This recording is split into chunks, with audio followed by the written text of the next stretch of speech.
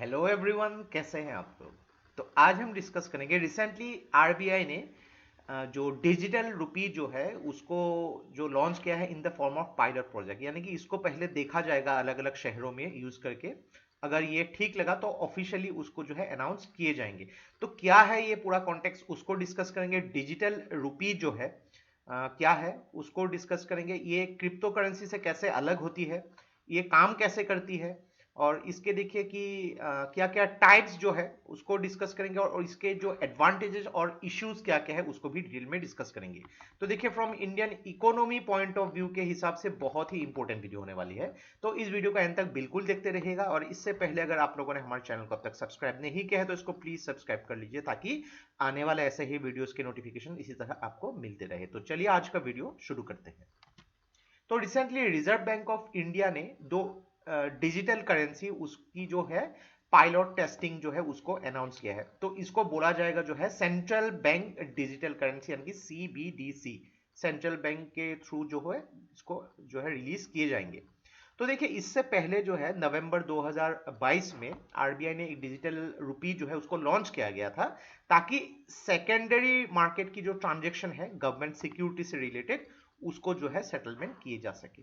तो देखिए, ये पहला फेज जो है पायलट प्रोजेक्ट, यानी कि उसको पहले टेस्ट करके देखा जाएगा कि कैसी कैसी जगहों पे उसकी इफेक्ट कैसे है यहाँ पे। तो अलग अलग लोकेशंस पे देखे जाएंगे बैंक्स के थ्रू यहाँ पे। तो यहाँ पे जो भी सिटीज है, 4 सिटीज को चुना गया है: मुंबई, दिल्ली, बेंगलुरु और भुवनेश्वर।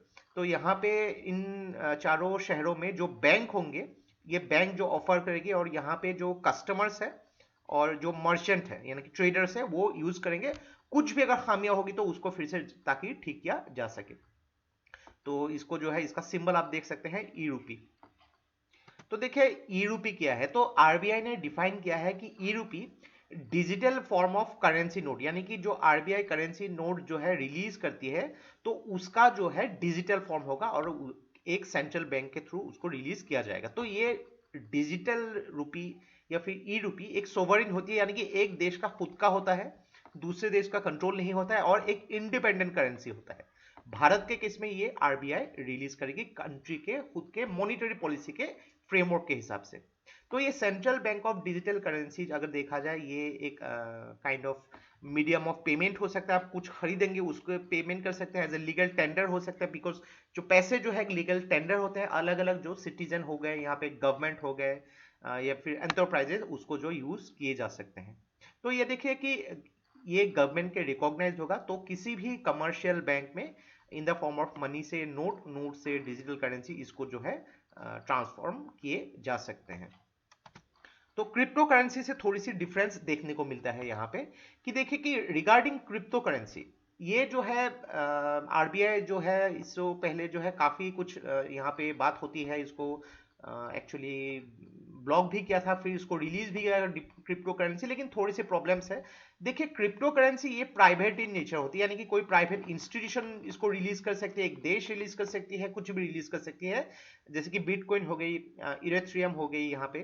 तो यहाँ पे एक चीज होती है कि कुछ कुछ प्रॉब्लम्स बहुत सारे देखने को मिलते हैं क्रिप्टो करेंसी के, कि यानी कि उसके पीछे कितने जो पैसे हैं, लीगल टेंडर के हिसाब से आप उसको नहीं मान सकते हैं। लेकिन डिजिटल रुपी जो है ये आरबीआई, यानी कि किसी भी देश के जो सेंट्रल बैंक उसको रिलीज करती है। तो डिजिटल रुपी और क्रिप्टो करेंसी में ये मेजर डिफरेंस है, कि क्रिप्टो करेंसी एक देश भी रिलीज कर सकती है, लेकिन डिजिटल रुपी उस देश के जो है सेंट्रल बैंक ही रिलीज करती है। 100 से भी ज्यादा देश जो है ये डिजिटल रुपी के साथ एक्सप्लोर कर रही है। लेकिन देखिए, अगर पहला जो देश है बहामा ने जो सेंट डॉलर जो है 2020 में इसको रिलीज किया था, और लेटेस्ट जो है जमाइका के जेम डेक्स जो है, जमाइका ने भी अपने डिजिटल करेंसी रिलीज किया है। अगर बात करेंगे टाइप्स ऑफ ई रूपी, आरबीआई ने यहाँ पे बोला है कि दो टाइप्स होंगे, रिटेल और होलसेल। तो रिटेल ई रूपी जो होगी ये इलेक्ट्रॉनिक वर्जन ऑफ कैश होगी यहाँ पे, ताकि अलग अलग रिटेल ट्रांजेक्शन में उसको यूज किया जा सकता है। उसको अलग अलग जैसे कि प्राइवेट सेक्टर यूज कर सकते हैं, नॉन फाइनेंशियल कंज्यूमर्स उसको यूज करते हैं, बिजनेस में उसको यूज किया जा सकता है, और इसको माना जाता है कि सेफ मनी फॉर पेमेंट और सेटलमेंट। और इसकी डायरेक्ट लायबिलिटी जो है सेंट्रल बैंक लेगी। होलसेल जो सेंट्रल बैंक डिजिटल करेंसी क्या होती है, रेस्ट्रिक्टेड कुछ फाइनेंशियल इंस्टीट्यूशंस के साथ ही होगी यहाँ पे। कुछ अगर सेटलमेंट सिस्टम हो, फाइनेंशियल ट्रांजैक्शन जैसे कि गवर्नमेंट सिक्योरिटी से रिलेटेड हो गई, इंटर बैंक मार्केट से रिलेटेड होगी या फिर कैपिटल मार्केट से हो गई, तो ये ताकि इफेक्टिवली इफिशिएंटली काम किया जा सके ऑपरेशनल कॉस्ट को सिक्योर करने की वजह से, तो उसको जो है होलसेल सीबीडीसी बोला जाता है।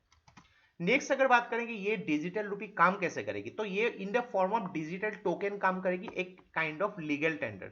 तो लीगल टेंडर का मीनिंग क्या है, यानी कि मान लीजिए कि आपके पास अगर एक 100 रुपए का नोट है, तो इंडिया जो टेरिटोरी है, इस टेरिटोरी के अंदर आप कहीं पे भी जाए, किसी भी एक प्रोडक्ट खरीदे या फिर सर्विस ले, अगर वो 100 रुपए से होगी तो आप जो ये 100 रुपए के नोट से उसको पेमेंट कर सकते हैं।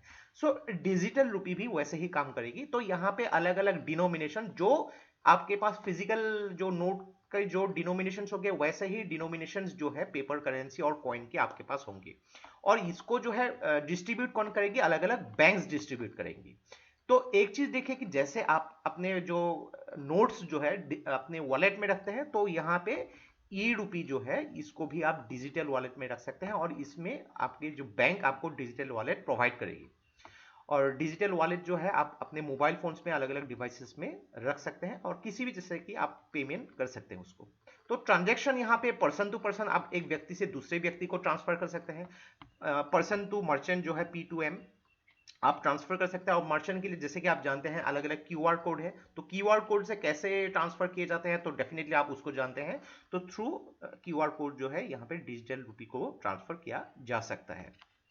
बात करेंगे अगर एडवांटेजेस और अलग अलग इश्यूज के रिलेटेड, तो देखिए ये ऑपरेशन कॉस्ट को कम करती है, यानी कि एक 1000 रुपए के, अगर मान लीजिए 2000 रुपए के नोट हो, 500 रुपए के नोट हो, तो उसको जो बनाने के लिए एक ऑपरेशनल कॉस्ट होते हैं, तो ये बहुत कम हो जाती है। फिजिकल कैश मैनेजमेंट यहाँ पे अच्छे होते हैं, क्योंकि फिजिकल कैश मैनेजमेंट अगर बात करेंगे, यहाँ पे आपको पैसे कैरी नहीं करने होंगे, आपके मोबाइल फोन या फिर किसी डिवाइस में आप इसको रख सकते हैं। फाइनेंशियल इंक्लूजन में आसानी होती है, रेजिलियंस के लिए यहाँ पे आसानी होती है, इफिशियंसी अच्छी होती है, और इनोवेशन होती है पेमेंट सिस्टम में, आपके पास चेंजेस की यहाँ पे प्रॉब्लम्स नहीं होती है। तो यहाँ पे बात करेंगे अगर वर्चुअल करेंसीज की, तो यहाँ पे एसोसिएटेड रिस्क कम होती है, लेकिन कुछ कुछ रिस्क भी होती है, जैसे कि साइबर सिक्योरिटी। तो यहाँ पे अगर बात करेंगे central bank digital currency ecosystem, तो यहाँ पे साइबर अटैक्स के बारे में उन्होंने रेफर किया है। यहाँ पे करंट पेमेंट सिस्टम जो है यहाँ पे ये भी थोड़ी सी एक्सपोज हुई है ऑफ लेट, तो इसको भी थोड़ा सा ध्यान से देखना होगा। प्राइवेसी अगर इशू देखा जाए, तो सीबीडीसी ने यहाँ पे कहा है कि अलग अलग डेटा जो है रियल टाइम में उसको जो है जनरेट किया जा सकता है। तो प्राइवेसी ऑफ डेटा, आपके पास कितने पैसे हैं उससे रिलेटेड यहाँ पे कुछ कुछ प्रॉब्लम्स हो सकते हैं, तो आने वाले टाइम में देखिए ये भी कुछ कुछ चैलेंजेस हो सकती है। तो ये बहुत ही एक फ्रेश टॉपिक है रिगार्डिंग डिजिटल रूपी। आने वाले टाइम में ये जो है बहुत ही कॉमन सी चीज हो जाएगी, उसके रिलेटेड काफी सारे प्रॉब्लम्स, उसके एडवांटेजेस निकलेगी, अलग अलग जो है आरबीआई चेंजेस करते रहेंगे, तो डेफिनेटली हम लोग उस अपडेट्स को भी कवर करते जाएंगे। तो ये था हम लोग का complete analysis regarding the digital रूपी, जिसका पायलट प्रोजेक्ट जो है आरबीआई ने लॉन्च किया है 4 अलग अलग शहरों में, और उसको बाद में ऑफिशियली जो है अनाउंस किए जाएंगे। तो आशा करते हैं इस वीडियो से आपको बहुत कुछ चीजें सीखने को मिला होगा, और ये वीडियो अगर आप लोग को अच्छा लगे इसको प्लीज लाइक कीजिए, इसको सब्सक्राइब कीजिए, इसको शेयर कीजिए। तो आज के लिए बस इतना ही, देखते रहिए study rise, take care, thank you and जय हिंद।